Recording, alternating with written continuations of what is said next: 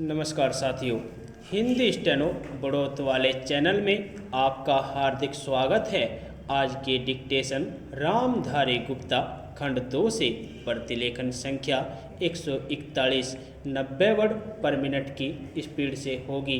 तो आइए शुरू करते हैं। डिक्टेशन शुरू होगी 5 सेकंड बाद। स्टार्ट। महोदय, देशी रियासतों में प्रजा की दशा अत्यंत दयनीय थी। कुछ जमींदारों, ऊंची जाति के लोगों, नरेशों के नाते रिश्तेदारों को छोड़कर सामान्य जनता, विशेष रूप से किसान, बड़ा ही कष्टमय जीवन बिता रहे थे। देशी रियासतों को निरंकुशता और निर्धनता का निचोड़ कहा जा सकता था। कभी कभी मर्जी होने पर नरेश लोग कुछ लोगों के साथ उदारता का व्यवहार भी कर देते थे, लेकिन सामान्यतः उन्हें अपने ऐशो आराम और अपनी निरंकुश सत्ता की ही चिंता रहती थी। देशी रियासतों की संख्या लगभग 700 थी, जिनमें से हैदराबाद, कश्मीर, मैसूर आदि रियासतें काफ़ी बड़ी थी और कुछ रियासतें तो ब्रिटिश भारत के किसी एक गांव के बराबर छोटी थी। कुछ रियासतों का क्षेत्रफल केवल कुछ एकड़ ही था, लेकिन इन्हें देशी रियासतों के सारे अधिकार और दर्जा प्राप्त था।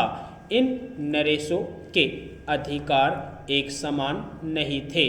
कुछ नरेशों को काफ़ी हद तक वास्तविक सत्ता प्राप्त थी, कम से कम देखने में, और कुछ को लगान वसूलने और अपनी प्रजा को आतंकित करने के सिवा और कोई अधिकार नहीं थे।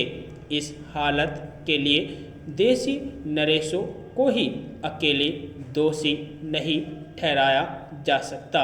सिद्धांत रूप में यद्यपि उन्हें अपनी रियासत में पूरे अधिकार प्राप्त थे, लेकिन अधिकांश में यह सत्ता केवल जनता पर दमन और अत्याचार की चक्की चला सकने तक ही सीमित थी।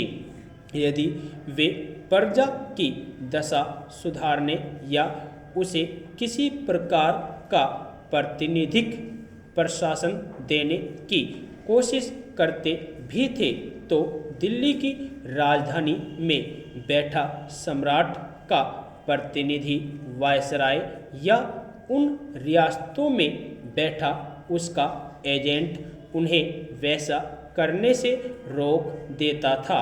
ऐसा वास्तव में हुआ भी था कि नरेशों ने उत्तरदायी सरकार स्थापित करने में अपनी असमर्थता व्यक्त की थी, क्योंकि वैसा करना सर्वोच्च सत्ता ब्रिटिश सरकार के साथ हुई संधि की शर्तों के विरुद्ध होता।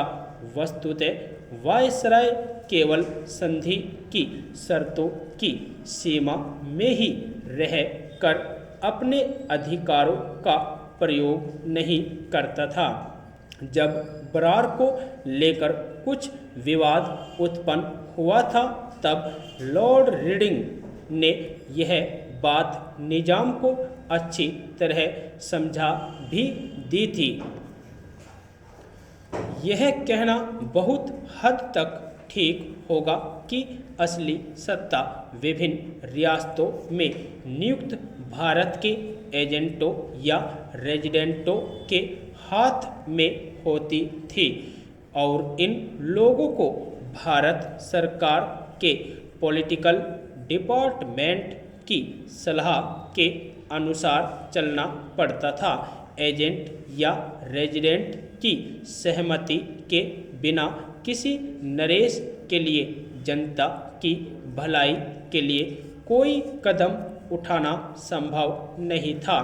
आरंभ में इन एजेंटों या रेजिडेंटों से भारत सरकार के पॉलिटिकल एजेंट के रूप में कार्य करने की अपेक्षा की जाती थी, किंतु वीपी मेनन के अनुसार धीरे धीरे उनका स्वरूप बदल कर एक श्रेष्ठतर सरकार के कार्यपालक और नियंत्रक अधिकारियों का हो गया।